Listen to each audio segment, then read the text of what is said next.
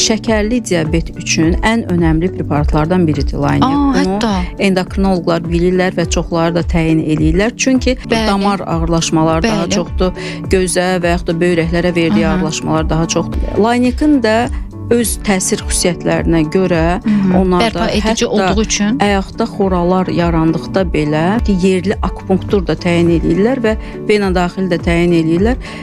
En saylı pasientlərimiz var ki, ayağımı kəsilməkdən qorudu deyə belə bir fikirlər bildirirlər Laynek. Çünki bilirsiniz necə, onun istifadə qaydası deməli lokal olaraq da regenerasiya qabiliyyəti yaxşıdır. Əlbəttə, tək venadaxili yox, həm venadaxili vurulur, həm əzələ daxili, həm akupunktur nöqtələrə, boyun olaraq, üz olaraq, saç olaraq, həm də bədənin müxtəlif hissələrində təyin eləmək olur və yerli olaraq da yara sağaldıcı təsiri olduğu üçün, angiogenezi də artırdığı üçün Laynek belə tipli xəstələrdə çox istifadə olunur.